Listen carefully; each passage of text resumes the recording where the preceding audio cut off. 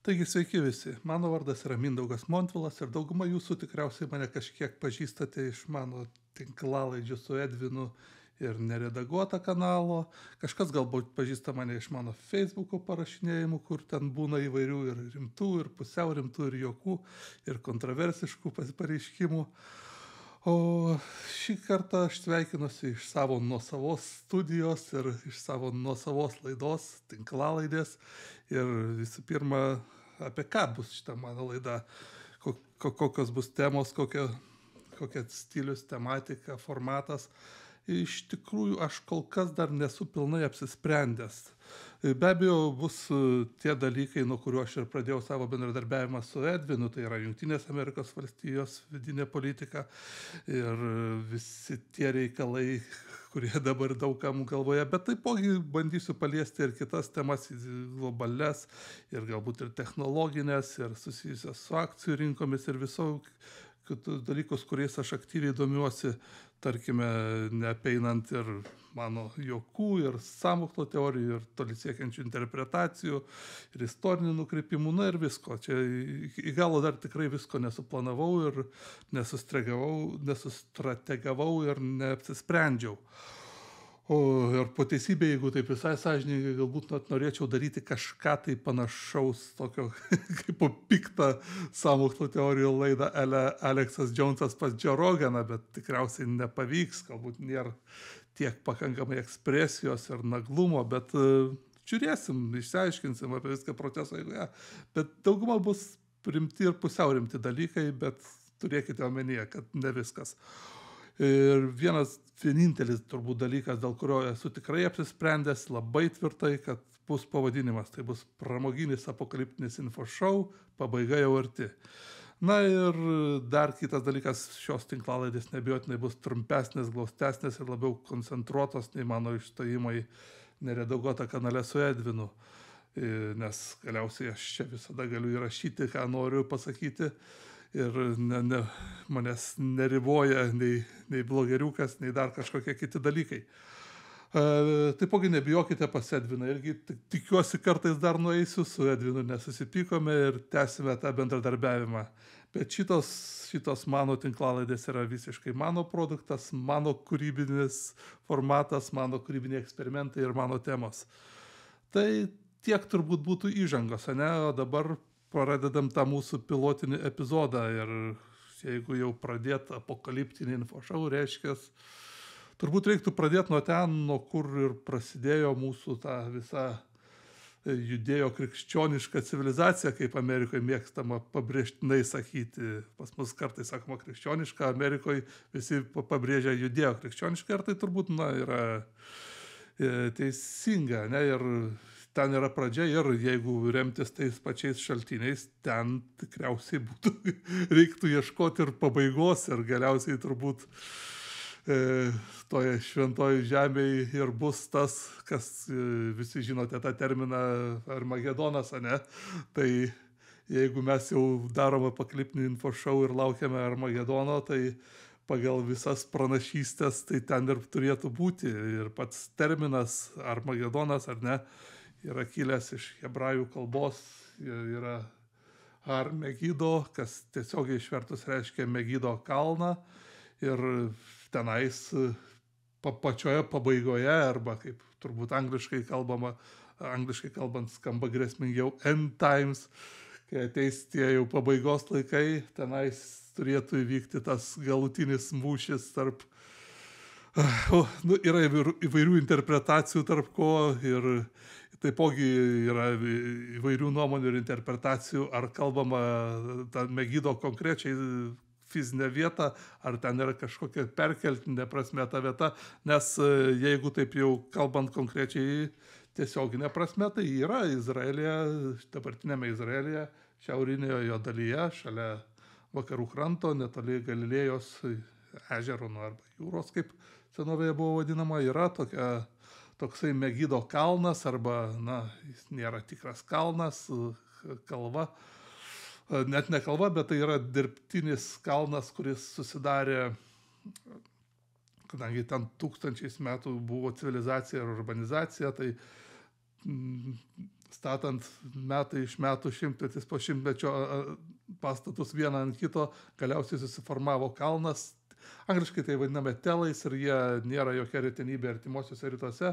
Tokie kalnai, ne mūsų piliakalnis, bet kažkas tokio urbanistinis kalnas. Tai va tas Megido telas, jis toks yra Izraelyje. Ar ten bus tas tikrasis pabaigos mūšis, ar tai verta vertinti rimtai, aš nepasakysiu. Taipogi netoli to Megido kalno ar kalvos yra ir Megido kibucas modernus. Tai čia tokia Izraelio specifika, apie kurią gal irgi šiandien nesikoncentruosim. Tiesiog čia labiau iš tos pusės, kad jeigu jau kalbame apie pabaigą, reikia paminėti Šventąją žemę, Izraelį ir kas ten vyksta. Taipogi, kalbant apie pabaigą, labai svarbu būtų paminėti ir kitą detalę, tiesiogiai susijusią pasaulio pabaigą. Ir tai būtų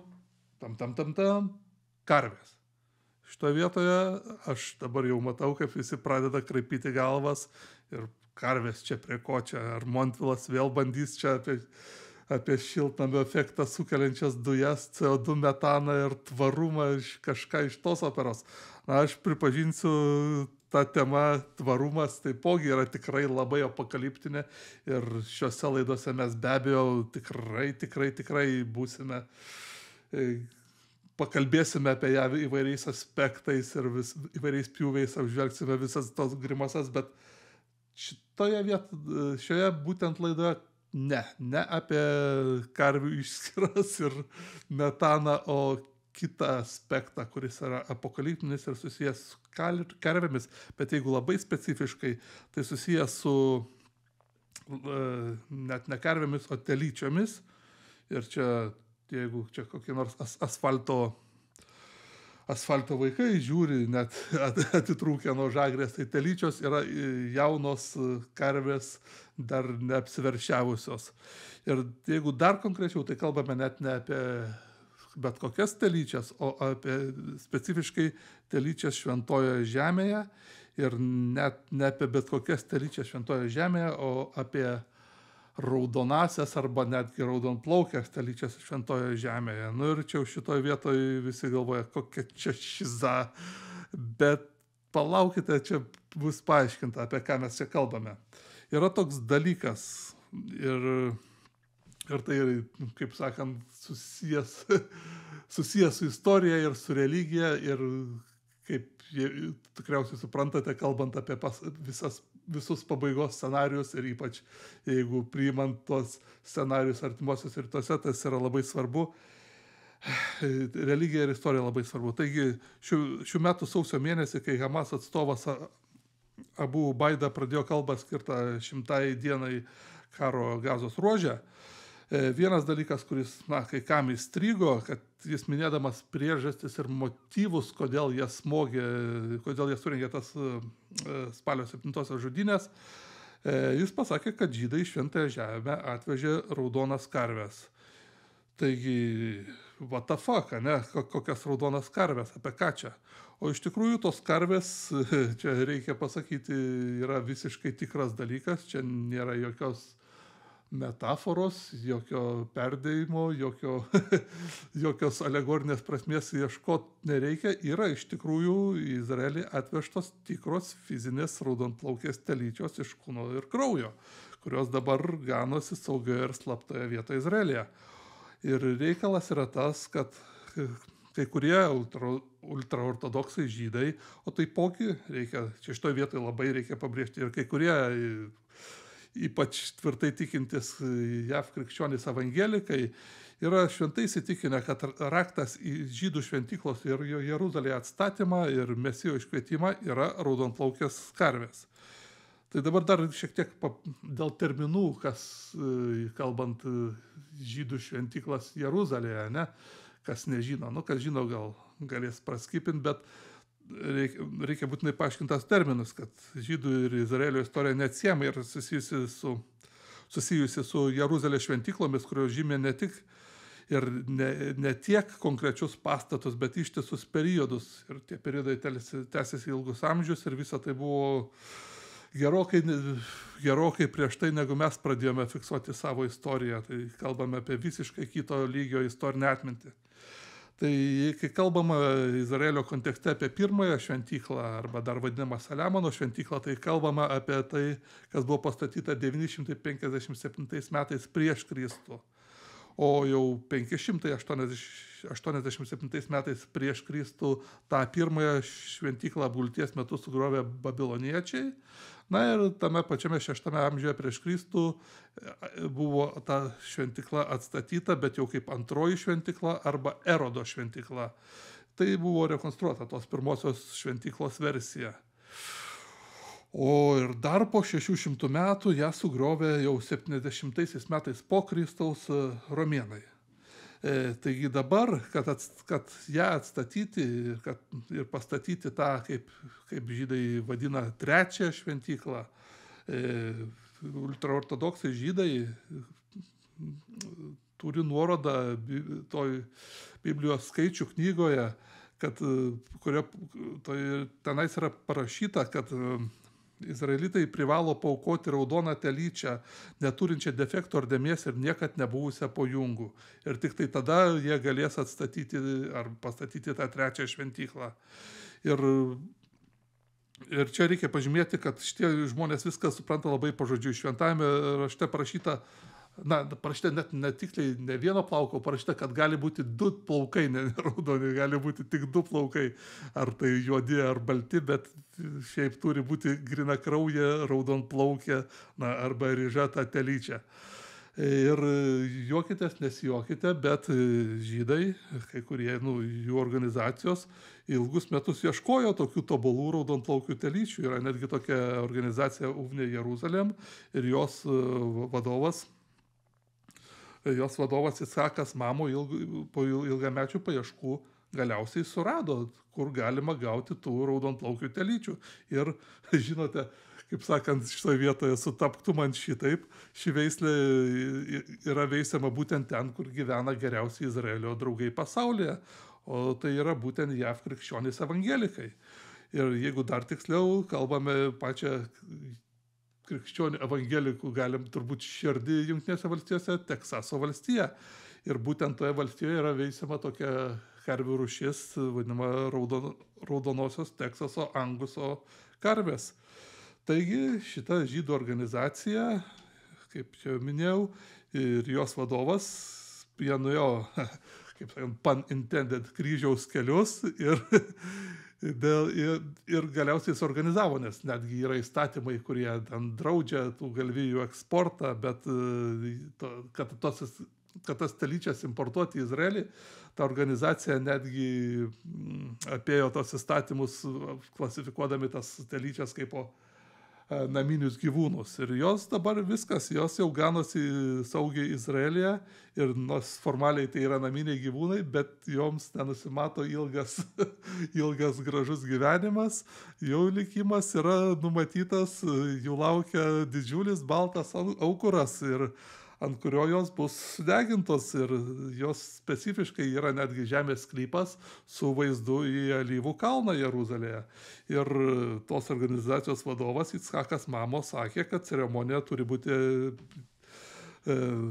atliekama žiūrint tiesiai į tą vietą, kur stovėjo pirmoji ir antroji šventykla, kol buvo sugriautos. Ir šioje vietoje mes atsiremėme į nedidelę problemėlę, kad toje vietoje, kur stovėjo tos šventyklos, kaip sakoma, šventa vieta tuščia nelieka. Ir tas požiūris čia, tas posakis šioje vietoje galioja labai tobulai.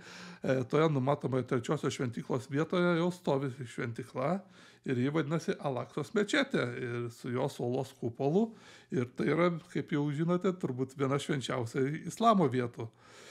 Na ir žinote, galite vėlgi juoktis, nesijuokti, bet ir žinoma reiktų pažymėti, kad šita ultraortodoksų žydų ir kai kurių evangelikų denominacijų svajonė pastatyti trečią šventyklą būtent toje vietoje, kur dabar yra Al-Aksos mečetė, tai jinai neturi nei oficialios Izraelio valdžios, nei Izraelio piliečių daugumos paramos, nei dar kieno nors paramos. Tačiau tos svajonės daugiau negu užtenka, kad tai radikalizuotų ir mobilizuotų visus islamo ekstremistus ir būtent savo spalio 7-osios teroro išpolį Hamas pavadino Al-Aksos banga ir to pačio Hamas emblemoje yra uolos kopolas vaizduojamas už 2 kryžių ir vėlgi, nors dauguma musulmonų nepalaiko Hamas taip jau tiesiogiai, bet jų tam tikslui išlaikyti tą Al-Aksos mečetę ten, kur yra, tai pritarė turbūt 100% musulmonų. O vėlgi, grįžtant prie kitos pusės, kad negalvotumėt, kad čia vėlgi yra kažkokie visiškai nereikšmingi marginalai, tai neseniai Vašingtone vykusiame nacionalinėme maldos ir atgailos susitikime Itzhakas Mamo, tas vadovas tos ultraortodoksų izraeliečių organizacijos, kalbėjo apie savo telyčias ir savo viltis dėl trečiosios šventyklos. Ir susirinkimas tam buvo sušauktas JAF atstovų rūmų pirmininko Maiko Johnsono, kuris sukalbėjo pagrindinę maldą ir kalbėjo ir kiti evangelikų lyderiai ir kongresmenai. Ir jie šventai įsitikinę, kad tos raudonosios telyčios skelbs antrąjį Kristaus atėjimą. Taigi, ir vėlgi, kol kas, kiek aš dar sekiau šitos įvykius, tos telyčios nėra paaukotos, bet tai gali vykti bet kuriuo metu ir ar tai, nenoriu sakyti, ar tai iššauks tos trečiosios šventyklos statybas ir visus iš to išplaukiančius įvykius, mes būtent apžvelgsime, tai yra šioje tinklalaidėje aš būtinai papasakosiu, kaip tai vystysis. Bet čia, kaip supratote, buvo šitoks šiek tiek humoristinė įžanga į šitą epizodą ir į šitą mano tinklalaidžių ciklą. Ne? Artimiausiose laidose bus pateikta daugiau aktualijų, daugiau turbūt tokių dalykų, kurios turbūt svarbesnės šiuolaikiniam skubančiam žmogui, nors vėlgi tai pagalvojus, kas gali būti svarbiau už Armagedoną, ar ne? Bet be abejo, čia buvo tokia humoristinė įžanga į šį apokaliptinį infošou. Ir prenumeruokite kanalą, dalinkitės, komentuokite, o jeigu labai patinka, galite mane netgi susirasti Patreon ir Contribui platformose vardu Pabaiga jau arti. Ir ką, iki greitų susitikimų ir pabaiga jau arti.